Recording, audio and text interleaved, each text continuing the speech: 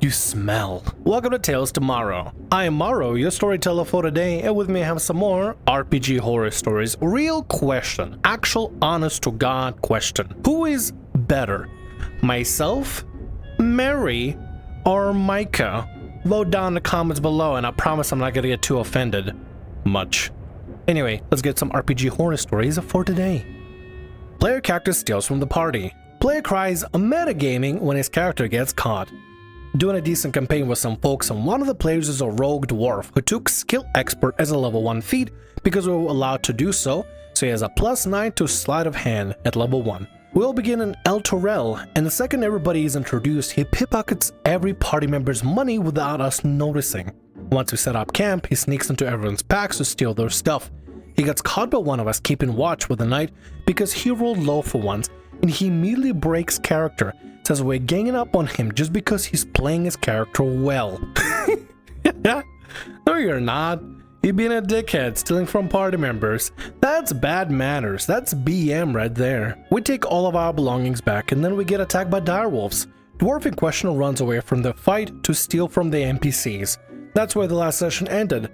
Me and the others are talking to the DM about booting him from his little tantrum. Good. Maybe even have a conversation about talking to the dwarf and saying, hey, you know this party, the people you're traveling with, people that will fight like enemies together, the BBGs and stuff, don't steal from them. Maybe don't steal from random NPCs. Or maybe, sometimes maybe. I don't, it depends on the kind of game you want to play, but don't steal from the party. Work well with the party. Don't try to screw the party over, because if the party doesn't do well, you're not gonna do well. The whole point is to play together with the party, not to steal from the party and screw them over.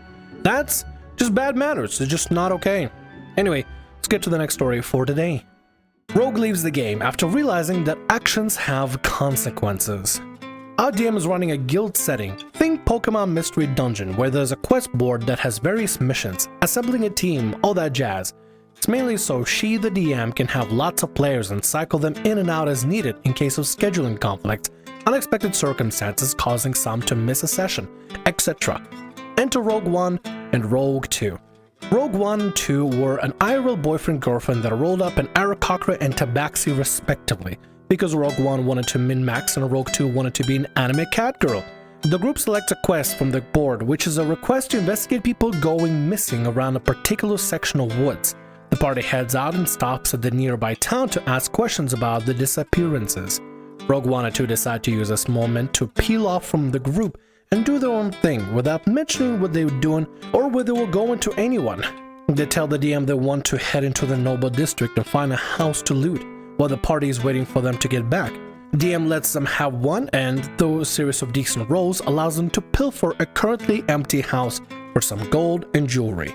The party's still waiting, naturally assuming that once they finish, they'll join back up. But they do not. Rogues 1 and 2 both want to loot another house. The party decides to move on, heading into the woods without them because it looks like they aren't coming back. They eventually find the reason that people would go missing, cannibal that was hanging out in the woods, and decide to initiate combat. Meanwhile, Rogue 1 and 2 keep insisting they want to loot more houses, and the DM lets them roll for another house. And I'm assuming this is the moment where Rogue 1 and 2 are splitting the party, literally splitting the party. This is going to be such hell for the DM to run two parties at the same time. Splitting the party is a headache. It really is a headache. This one is occupied by one guy. Rogue 1 and 2 jump him, and after a short scuffle end up killing him. Keep in mind this guy was a noble, and both rogues were aware of this, since they were looting in the Noble District. They loot the second house, and the DM has them roll stealth as they leave to wait for the party to return. Both of them roll under 10, they head back into town to wait for the party to return, and get arrested by guards about an hour later as people saw Tabaxi and Aarakocra leave a now dead noble's house, and their pockets were full of valuables. The party's currently getting their asses kicked by the cannibal, but the Moon Druid was able to pounce him as a tiger while the rest of the party beat him into the dirt, so they end up with a win. They return to town to also get questioned by guards because Rogues 1 and 2 mentioned they were guild members as they were getting arrested. The party isn't getting involved with their crap and tells them that they were investigating the disappearance when Rogue 1 and 2 ghosted them without saying where they were going. Guards believe him because they had brought the cannibal's body as proof of their mission completion. Rogue 1, however, is bitching non-stop about getting caught, saying it's bullcrap that there were no opposing rolls to see them. The passive perception of most people is at least 10, Never mind your average city guard, which is around 12 to 14, not to mention the neighbors heard something of a struggle because they were fighting him in his own home, trying to find an excuse to avoid being punished. He then just starts yelling to the point that the DM tells him, if you're gonna yell at me in my own game, you can get the frick out.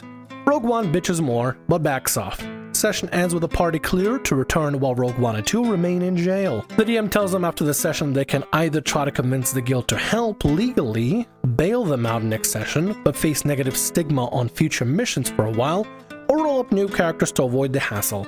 Rogue One and 2 say something about rolling up new characters, but the very next day they make an announcement they're dropping out. They played stupid games and won stupid prizes. I mean, the whole point of frick around find out kind of makes sense. It kind of matters at the end of the day. If you mess around a lot, even if you're a rogue or not, you're gonna get your comeuppance, especially if you know you're dealing with a noble. Don't kill the noble, you can knock him out. You can try to convince him this is all a dream, you're just dreaming, dream sequence stuff, you know? Player agency is important, but actions should have consequences, and the party decided, the rogue specifically decided, to ditch the party and not deal with a cannibal, but instead go steal. DM facilitated that, made them roll, they rolled low, they got the comeuppance, and they got the consequences for rolling low, for their actions of murdering the noble. When you're sneaking around full of loot and stuff in your pockets, full of shinies and probably covered in blood, you're probably gonna be noted as somebody suspicious, especially if you leave the house of a guy that's literally just died. I don't know, I mean, actions have consequences kind of thing. I think it's a pretty important lesson for these players to know, like, if you're gonna mess around, you're gonna find out, and if you play dumb games, you'll win dumb prizes. Anyway, let's get to the next story for today. That guy refused to explore the world in an open world TTRPG, accuses DM of being his enemy. Friends encouraged me to post about this one here, so here I go. Honestly, there's so much madness I don't know where to start, so please excuse me if the posts seem all over the place, but this will be extremely long.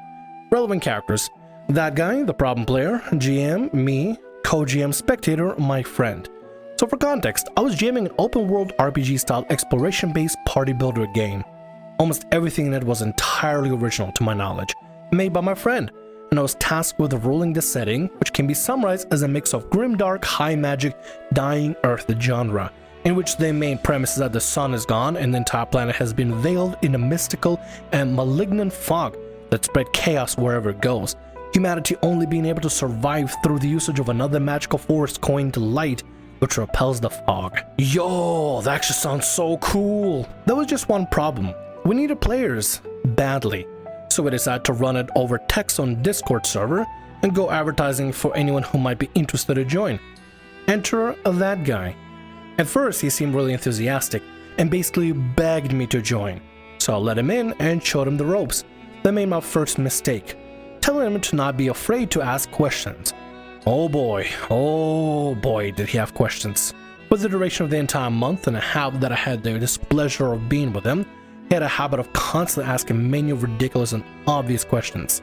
There are too many to list here, but some highlights which I personally believe speak for themselves are: is the social stats useful? Totally out of the blue, can irrelevant player be my slave? How do I make an undead? Can I raise undead? I told him to play the game and explore to find out, but he kept insisting. Eventually caved and told him yes, but not how. A lot of questions that would have been answered if he just bothered to actually read the informative channel setup to explain the game system. These took hours of my time. Is magic real? Is magic real? Well, I mean, if you can raise the undead, then maybe. I'm assuming so. Or maybe it's a world without magic, I don't know. Listen, if you're going to be joining a server, it's fine to ask questions, especially like if you want to have a clarification on something. But first thing to do is, if they have channels for that stuff, read through there first, and then afterwards ask questions. There's nothing wrong with asking questions whatsoever, but it is kind of a problem when you are asking questions that have already been answered already. You just need to read the little FAQ section, but no, instead we're just going to be pestering people until questions are answered. I don't know, man. Some people are just, they work in mysterious ways. Safe to say, it was quite maddening. After enough buffoonery, he finally decided on a name for his character and jumps into the game world. He picked the magic starting background for his character, which was not even allowed, but I decided to be nice and roll with it. Little did I know the magnitude of this mistake. His intro sequence entails him being born into a cult of evil guys and being selected as the chosen one to eventually meet their god and serve it. I made sure to go into a lot of detail about his circumstances and emphasize that he has the free will to do anything he wants, so he doesn't have to worry about derailing any storyline since the game is open-ended anyway. Immediately right off the bat, I noticed two bad things. His messages were always extremely short, consistently under 10 words, and frequently filled with typos. He also refused to think about anything that was happening, always taking the most obvious route despite his character supposedly being an intellectual. Weird, but no biggie, right? He finishes his intro, then he gets thrown to an actual game world. His first order of business? Go around trying to cause a massacre in the starter area. Yep, it's a murder hobo. He slaughters a bunch of orphan children, caused many innocent families to go insane using his magic powers, getting nothing from it. This attracts the attention of the local law enforcement, as magic is highly illegal in there. He ends up causing a citywide lockdown with his recklessness. Dude, the orphan children already orphaned. Why are you picking on the orphan children? Go up to the ones that haven't been orphaned yet at least. I mean, come on. Seriously though, having a player that's a murder hobo that immediately gets into murder hobo stuff is just, I don't know how I would be able to roll that, dude. I'll probably just discourage somebody from murder hoboing or just have the guards attack, basically. I mean, might as well. You gotta discourage this sort of thing. Some behavior is just not okay to have. Murder hobo, one of the more popular ones of not okay, because it just derails the story and just forces everybody to just deal with somebody that just wants to just kill everything, roar. Anyway, let's continue. Out of character, that guy then freaks out and accuses me of having a GM versus player mentality. That I'm putting him in too many dangerous situations, that the game sucks and makes no sense, and that I'm favoritizing other players. This makes everyone else present extremely uncomfortable, but I figure that he might be new to tabletop. So I calm him down and promise him that I have a way out planned for him, but that he should try not to kill everyone. He very begrudgingly shuts up, and we continue on. I tell him there's a ship in a nearby port that seems particularly unguarded, that he could use it to get out of the situation, and also begin exploring the world, except he doesn't. He walks away and just keeps murdering people. He eventually runs into a fellow criminal NPC that wants to help him thanks to the reputation he amassed, and immediately proceeds to attack that NPC, so she defends herself, ends up winning the fight, and he dies. I tell him out of character that he should consider getting a ship for the next run and be less murderous, but he swears me off and says that leaving the starting port is asking for death. Huh? Makes a second character and does exact same thing. This time died to a bunch of city guards armed with the rifles that he tried to take on by himself.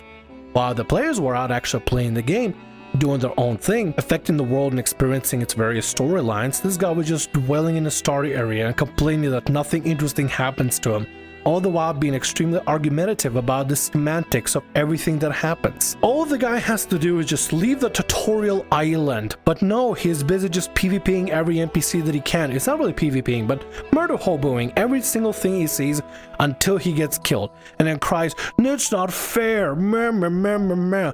Makes a new character, does the same thing expecting a different result, does not get a different result, and then goes continue complaining, meh, meh, meh, meh, meh. Guy's absurd, dude. Where'd you find this guy? This was all just stupid, but not exactly an a-hole thing to do. Hold on one second, not an a-hole thing to do? He just murder hoboing and just whinging because he gets killed and gets taken down by somebody else that's more powerful than him in the starting area when he threw in the bone about the boat. Hey, may want to take the boat, get exploring, get benefits and stuff. No, he just going over and just trying to play out like creating his own murder mystery basically until he dies completely and makes a brand new character again. Let me guess, he's gonna make a third character and do the same thing again. Let's see. Until he decides to cheat and download the map we're using off of Mipui, reveal the entire thing so that he knows where everything is. Admittedly, we should have kicked him right then and there, but everyone was fuming. But instead we decided to remake the entire map but bigger and better. Let him get away with a slap on the wrist. Everyone liked this. Since the stunt didn't work, he opted to try and break the game with all of his subsequent characters, even going as far as to try and repeatedly roll to find money in the floor. Yes, this actually happened. He constantly failed and never once left the starter area, eventually decided to stop playing once he gets locked inside of a burning building and fails to find a way past a locked door when I had clearly described to him that there were smashed windows right next to it. Good freaking riddance. We now have an inside joke about locked doors being the final boss, and I'm permanently paranoid about playing with strangers. Strangers are something, but this guy is just an exception. He is such an exceptional little being. Yeah, it sucks. It sucks greatly. I'm sorry that you have to deal with this, but I mean, at the end of the day, I suppose all you can do now is just not have to worry about it. You have a perfect group of players that just really want to get into the thing, and now you know how to look out for problem players. Use that experience as best you can in order to find players that want to just vibe and play with your game, and not have people that want to murder hobo the entire tutorial island just for the sake of murder hoboing the entire tutorial island and expecting you to give them something interesting when they literally won't even leave the tutorial area. Man, my throat is so messed up, dude. I've been recording. It's like 5 in the morning. It's 5 in the morning, guys. I'm gonna go ahead and end the video right here. I don't know. There's not more to the story, unfortunately. There's just don't do what this guy did. Basically, don't do what this guy did. And with that, that's gonna be all our stories for today. I want to thank you very much for watching, and thanks so much for being here. If you like what I do, consider subscribing to the channel and leaving a like. Also, if the RPG Horror Stories ever goes down, or if you want to submit your own personalized horror story, email is down in the description below. I'll see you again in more Tales tomorrow. Bye-bye.